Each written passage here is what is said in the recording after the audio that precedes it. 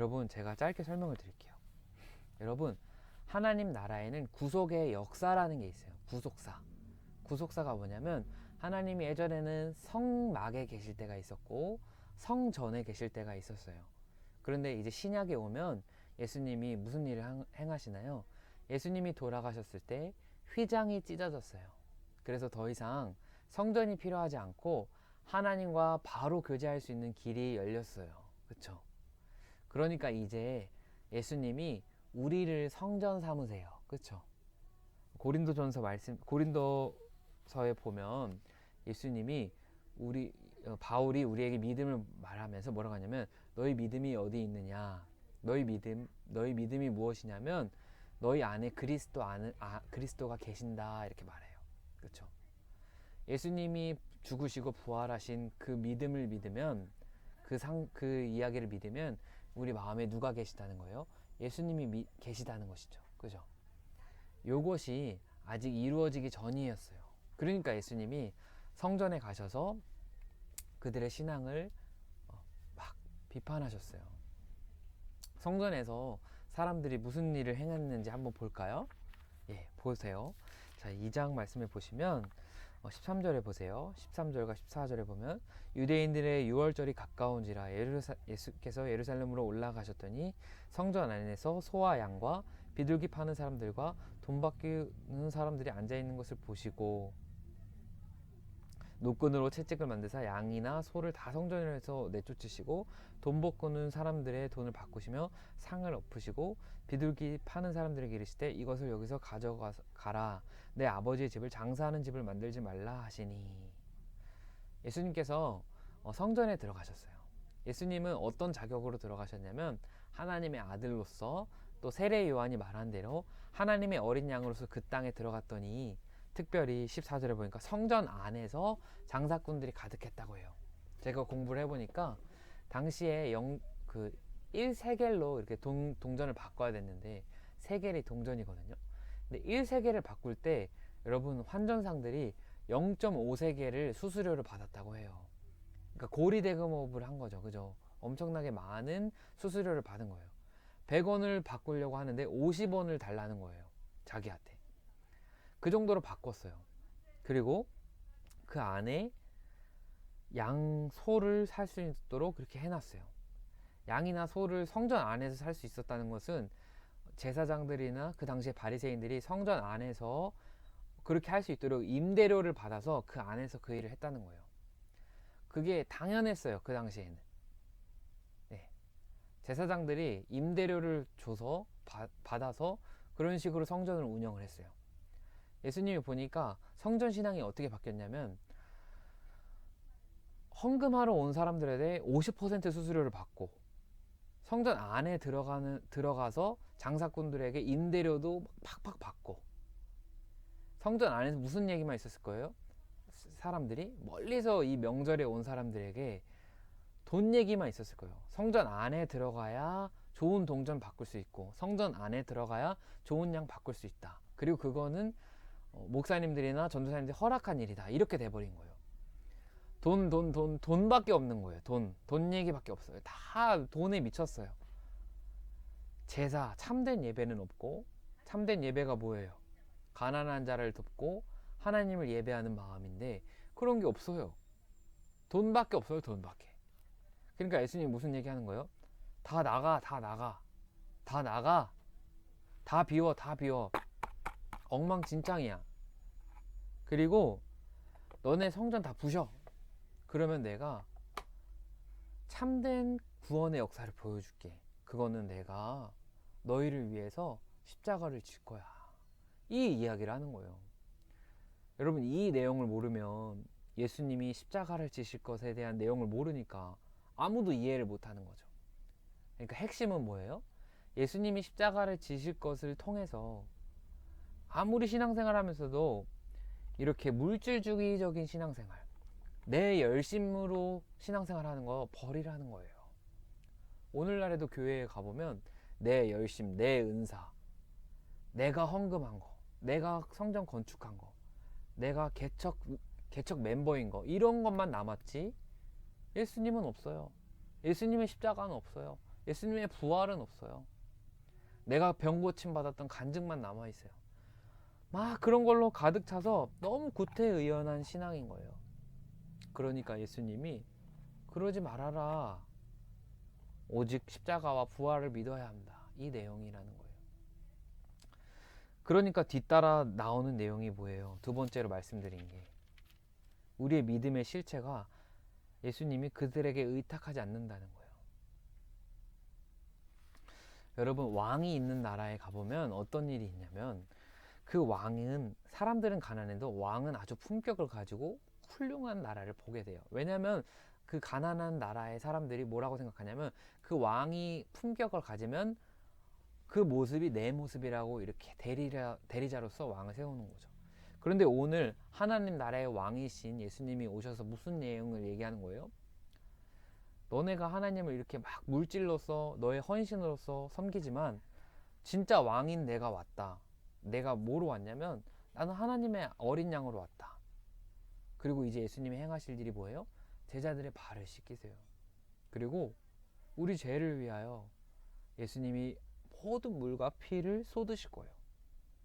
우리의 가장 추악한 죄를 놓고 예배하는 것이 없는 그 성전에서 예수님이 내가 너네를 위해서 죽을 거야. 이런 구태의연한 거 다 버려.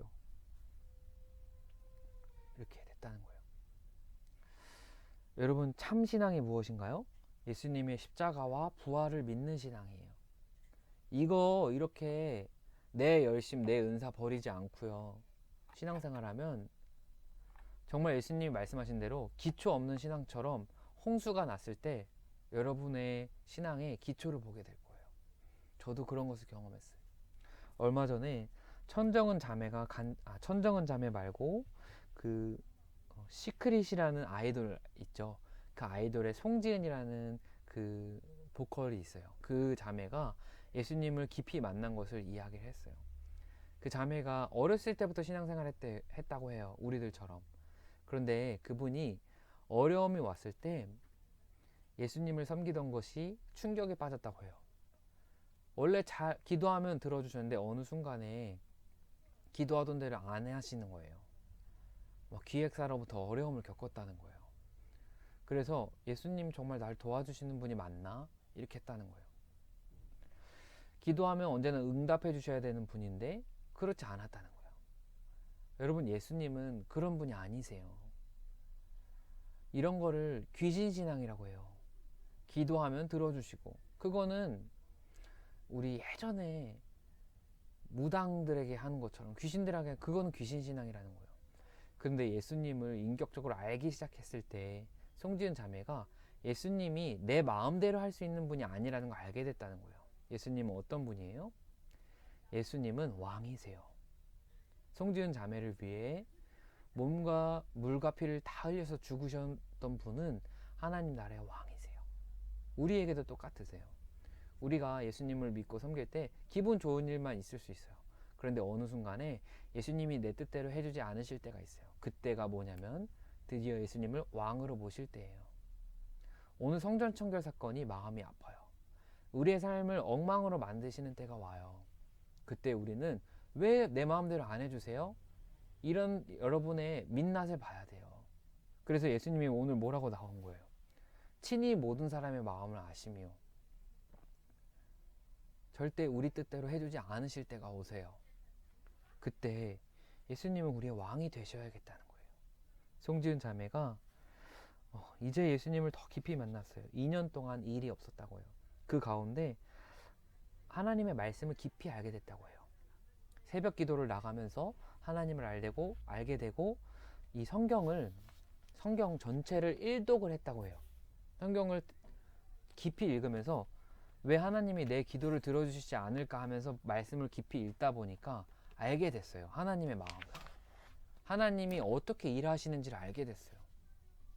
물질주의적으로 그냥 소원 중심으로 기브 앤 테이크로 하나님을 알았는데 하나님이 세상을 운영하시는 분이라는 걸 알게 됐어요.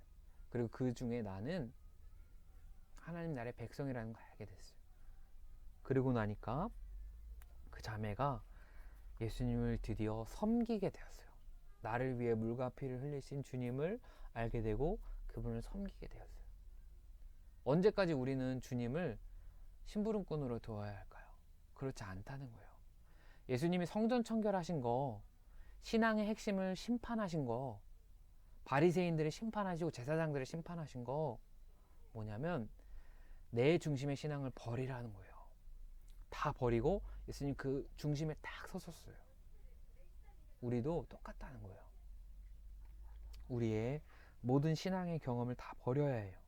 그리고 예수님을 왕으로 모셔야만 돼요. 송지은 자매가 요즘에 고백하는 마지막 기도 제목이 뭐예요? 이렇게 MC들이 물어보니까 그 자매가 이렇게 대답하더라고요. 저는 이제 예수님의 마음으로 세상을 보기 원하고 예수님이 보는 곳을 보기 원하고 예수님이 섬기는 곳에 가기 원합니다. 이게 뭐예요? 그전에는 왜 예수님 안 해줘요? 자기 안에 더러운 거 다 집어넣고 엉망진창으로 신앙생활 하던 분이 이제 정말 고난을 통해서 예수님을 알고 나니까 이 안에 예수님이 계신 거예요. 이 질그릇 속에 예수님이 계시니까 예수님이 보는 곳 내가 보기 원해요. 예수님이 내게 왕이시니까 그 왕이 계신 곳 내가 가기 원해요. 이렇게 신앙이 되어야 한다는 거예요. 오늘 성경 공부를 정리할 거예요. 여러분의 속에 뭐가 있어요? 25절. 친히 그가 사람의 속에 있는 것을 아셨습니다. 여러분 예수님을 섬기고 싶은 마음, 예수님의 왕이 되시지 않았다면 신앙에 문제가 있는 거예요. 가슴 아프지만 여러분의 신앙을 청결하게 해야 되는 거예요. 예수님 아니고 내 열심, 내가 잘한 거 아직도 남아있다면, 내 의가 남아있다면 여러분 예수님 제대로 못 만난 거예요. 미안하지만 예수님 제대로 만나야 해요. 예수님만이 남아야 해요. 그래서 우리의 신앙이 제로 포인트부터 시작해야 돼요. 0점부터. 여러분 체중계 재면서 0점 안 맞추고 체중계 재면 살 빠졌는지 살 쪘는지 몰라요. 여러분 신앙생활 하면서 예수님 말고는 아무것도 남지 않는다면 큰 문제에 빠진 거예요. 우리가 요한복음 2장을 넘어서야 해요. 예수님을 결코 주인으로, 오늘은 예수님을 왕으로 모시지 않으면 새 창조가 시작이 안 돼요. 내 열심의 신앙생활 많이 잘못된 거예요. 좋은 게 아닌 거예요. 신앙생활 오래 했다고 천국 가는 게 아니에요. 예수님을 주인으로 왕으로 모실 때에 우리의 신앙이 바로 설 수 있습니다. 여러분의 생활을 점검해 보세요. 정말 예수님을 모시게 되면 삶이 변합니다. 저는 여러분들이 위대한 일 하는 것보다 예수님을 모시는 것이 최고의 위대한 일이라고 생각을 합니다. 꼭 주님을 만나고 참된 하나님의 백성이 되시기를 제가 기도하겠습니다. 감사합니다.